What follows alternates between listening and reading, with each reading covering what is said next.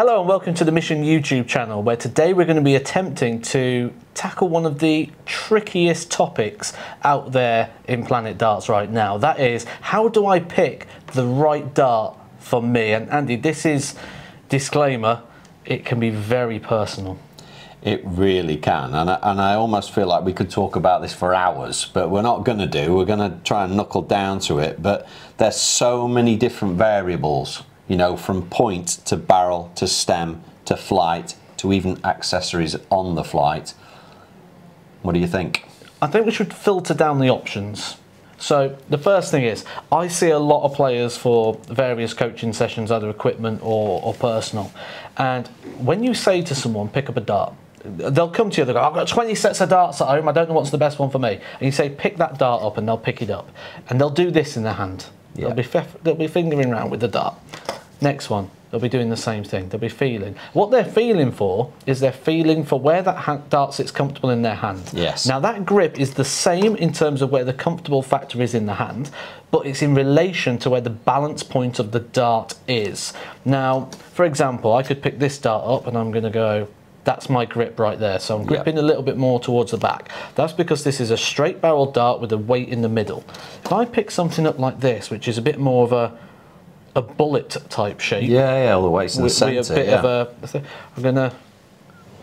I end up gripping here. So I'm actually a little bit further into the barrel. Now, I'm further into the barrel, which means I've got a little bit more weight behind it, but actually, in regards to the balance point, I've still gripped it in the same place. So I get people come in and go, well, when I hold this dart, I hold it down here by the point. Yeah. It's like, yeah, because you're still gripping where the balance point is. Yeah. Your dart, or where you like to grip it, is literally just set behind the balance point. So whatever dart you pick up, no matter what shape, length it is, as soon as you pick it up, you feel it out and you go, ah, that's where it feels comfortable, and it will always be where that balance point is. Yeah, and the key is are you almost fitting yourself to the dart rather than the dart to you? So where you're feeling for the balance point, you might be changing your grip as you just did then to suit the dart. So are we better looking at the grip pattern and going, I know that I grip there every time, I know from looking at those 4 darts that we've got there, this one has grip at the rear, that's where I hold it every single time, so that's the dart I'm going to choose out of these 4 to have a go with and see, you know, because the balance I know is right with the rear grip. So 2 really good points there to begin with. We've got the balance point, understand where you are in relation to the balance point. Do I grip on it, behind it, or in front of it? And then, is there a dart that has a reference point in that exact same point, either behind, in front, or on the balance point of the dart? Absolutely. And then it's just a case of, you know, let's try a short stem, let's try a long stem, let's try a bare flight, let's try a standard flight. There's a lot of variables, and we've done other videos about them, as you know.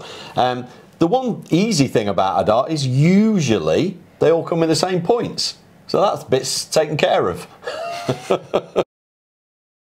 Now, the other issue we've got with darts is we all like a bit of a deal, we like a bit of a bargain, don't we? And it's key to remember that expensive darts doesn't always mean better.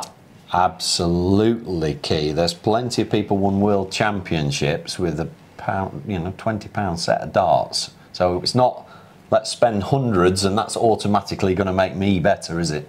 I played in the World Championships for 2 years with a set of darts got for £9.99 off the high street.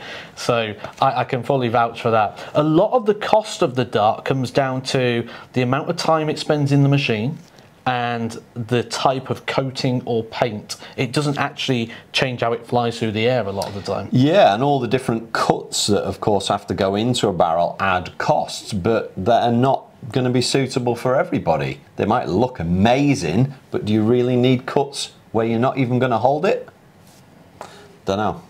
So once we've got our dart and we think this is a dart for me, I've ordered it, it's arrived, I've got home, other than over the shoulder filming, what should I be looking for? So I've set my camera up over my shoulder so I can see my throw and the dart travelling. Yeah, and this is something that a partner or friend can help you with very easy, especially with today's, you know, phones that are so good at videoing these days.